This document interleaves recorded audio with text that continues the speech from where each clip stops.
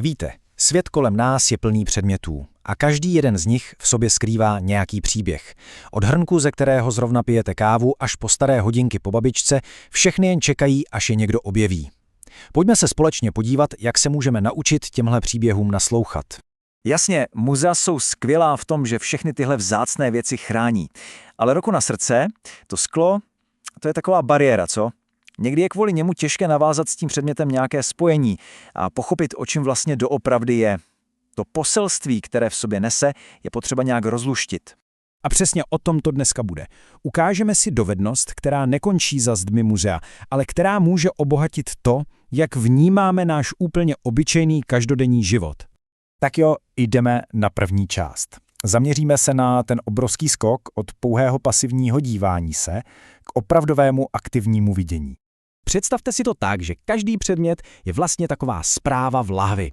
A to nejlepší na tom je, že se správným přístupem se jí může naučit přečíst úplně každý. Najednou se z těch věcí stává otevřená kniha, která jen čeká, až v ní začneme listovat. V další části si představíme takový praktický návod, sadu nástrojů, kterou pak můžete použít na analýzu v podstatě čehokoliv. Oficiálně se tomuhle přístupu říká učení založené na předmětech. Možná to zní trochu vědecky, ale princip je úplně jednoduchý. Jde o to využít fyzický předmět k tomu, abychom se dozvěděli něco nového a lépe něčemu porozuměli. A tady to je. Tenhle tříkrokový postup je naprosto klíčový. Je jednoduchý, ale neuvěřitelně silný. Za prvé, čistý popis. Jen to, co reálně vidíte. Žádné domněnky. Pak přichází dedukce. Co nám to pozorování vlastně říká? A nakonec, a to je ta nejzábavnější část, spekulace. Tady klademe otázky a tvoříme hypotézy, které nás posunou dál.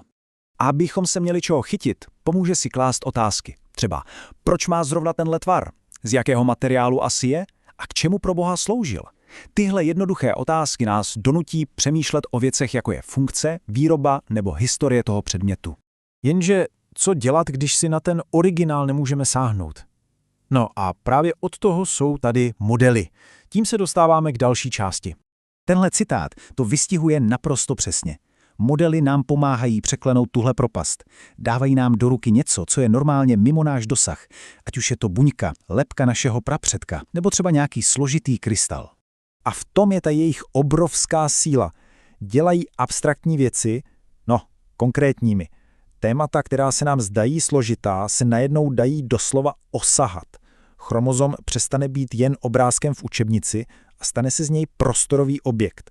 Když vedle sebe položíme dva modely té samé věci, ale v různém měřítku, okamžitě nám docvaknou ty správné proporce a velikosti. To je něco, co z dvourozměrného obrázku prostě nikdy nevyčteme. Zapojujeme tak víc smyslů a všechno chápeme do větší hloubky.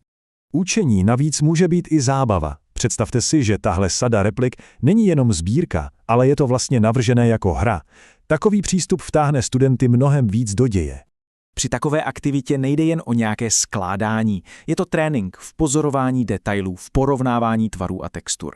A právě takováhle interakce s modely buduje klíčové dovednosti, jako je třeba prostorové vnímání. A to všechno tak nějak mimochodem. Možná si teď říkáte, proč to vlastně tak dobře funguje. No, není to náhoda. Má to i svůj teoretický základ. Pojďme se na něj mrknout. David Kolb, jeden chytrý pán, popsal učení jako takový neustálý koloběh. Všechno to začíná konkrétní zkušeností, třeba tím, že držíme v ruce model. Potom přichází reflexe, přemýšlíme o tom, co jsme vlastně viděli a cítili.